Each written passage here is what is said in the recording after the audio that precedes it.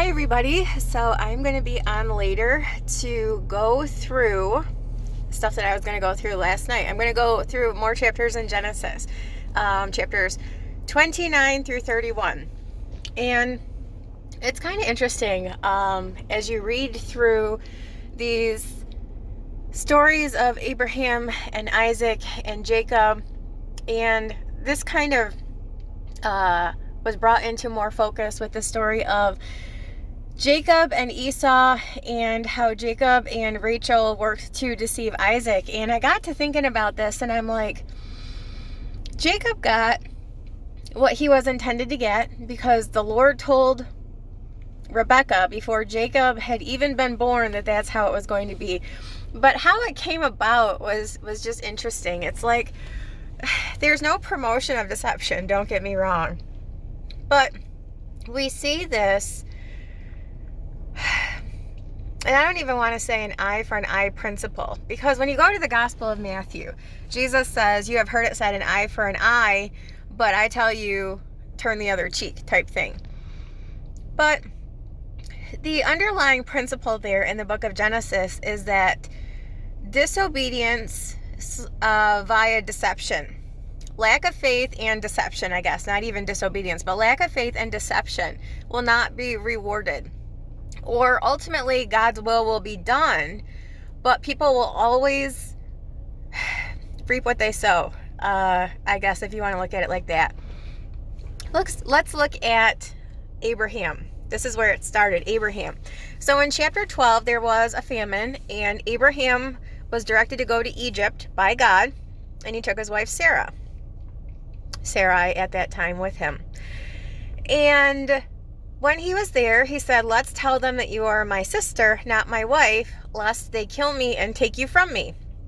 So there was deception there, and ultimately Pharaoh's house or people, there were some people who wound up getting plagues as a result of dealing with her in a manner that they would not have dealt with her in had they known that she was already spoken for. And the Pharaoh got upset. He's like, why didn't you just tell me that she was your wife and we would have left her alone? Take what you have and go. Well, what you learn from that is while Abraham was there, he was enriched by God. Part of the enrichment was manservants and maidservants and animals. So Pharaoh said, take all that you have and just leave. So then, how is that revisited upon Abraham's head? With Hagar, who was an Egyptian handmaid of Sarah's, who they would not have had they not journeyed to, they would not have had with them had they not journeyed to Egypt. So she was the recompense that Abraham bore for his lack of faith in God to protect and his deceit of the Pharaoh, was that she was there to be used for a purpose that she never should have been used for. And what was that? To bear Abraham a child, because Sarah said, take her and have a kid with her because I'm barren. And God said that you're going to have, descendants that number as the sands of the sea, stars of the sky. The spiritual seed's going to come through your line. Promised land promise. There's no one to give it to, and I can't bear you a child. So they had her do that, and God said, no. The promised child is going to come through Sarah's line. You don't need to take matters into your own hands. I told you it was going to happen. I will make it happen. And so as a result of both of these incidences of Abraham's lack of faith, what happened? Well, he had a kid who was the progenitor of a line of people who hate Israel, the Ishmaelites, and also the Hagarenes due to Hagar. So there's a perpetual hatred against Israel for things that people who never should have existed in situations that never should have had to have occurred. So that's Abraham. So Isaac, okay? Well, Isaac there was a famine also, and he followed in his father's footsteps and deceived Abimelech. He was told not to go to Egypt. He was told to go to Gerar, and that was Abimelech, who was the king of the Philistines.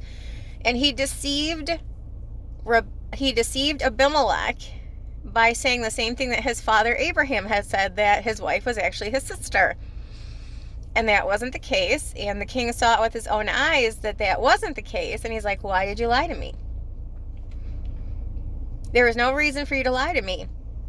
And the Lord has favor on you. And if we had done anything wrong unknowingly, we could have brought a lot of bad stuff down on our heads. So why'd you do that? He didn't need to do that. Okay, so what was the reaping of what he sowed there? Well, Isaac was deceived on his deathbed. So he had deception on the part of Abimelech due to calling his wife his sister. So what deception was he going to be the recipient of later in life? Not doing things the right way. The blessing and the birthright. The bestowing of the blessing upon the son who he did not intend to bestow it upon. It was God's will that it be bestowed upon Jacob, because while Jacob and Esau were in Rebekah's womb, God said the elder will serve the younger. How that came about was the bestowing of the blessing upon Jacob, not Esau. But Isaac was deceived into doing that. So God's will prevailed because it was always intended for Jacob to get it and not Esau. But the way in which that was done, it was through deception. So Isaac deceived someone, and in a situation where he could not prevent it because he could not see, he was deceived into doing something else. So that was a kind of a reap what you sow type situation. So Jacob, because Jacob had part in that situation, he outright lied to his father, telling him that he was Esau, so that he could receive the blessing, because his mother orchestrated that whole thing. So Jacob lied, deceived his father, got what was going to be coming to him anyway, but got it in a way that it should not have occurred, because if Rebekah had come out and said, hey, God told me that this is the way it needs to be, and she had told Isaac that, do you think that he would have listened to her and done things according to what God had wanted? But she didn't give him that opportunity. She just deceived, and Jacob went along with it. So Jacob had part in the deception of his father, received the blessing and the birthright already received because Esau sold it to him for stew.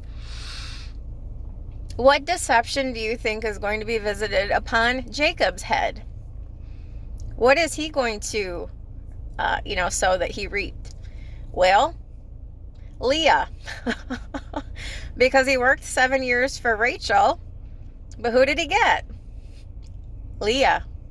Laban deceived him. So Jacob deceived Isaac, and Jacob got deceived by Laban. Laban is going to sow what he reaps also via that deception. And that is the content of Genesis 29 and 30 and 31 that I will be going over tonight. The reap what you sow. There was deception, and that deception was revisited upon at a later date. And you can see this with Abraham and Ishmael and Hagar and Isaac and Rebekah and Esau and Jacob and now Laban. And it's just kind of interesting to see how that flows. Why do these things happen? Because people make poor choices, and those poor choices are revisited upon them by other people making poor choices. So ultimately, it's a reap what you sow scenario. God's will always prevail, but people bring undue hardship upon themselves by not just doing things the right way and being honest and being forthright and communicating and trusting. At its core, trusting the Lord. So there's lessons in this, and we learn some of these lessons in the book of Genesis. So I'll be back later. But I just kind of wanted to go through that because I thought it was kind of interesting, a little bit funny. I mean, it's not, but in retrospect, you look at it and you're like, yeah, that's why God allowed that to happen. That's why God allowed that to happen. And you can see that these people, just at its core, just lacks of faith. So anyway, I'll see you guys later. Tune in if you want. I'll be back to go through Genesis 29 through 31. See you later.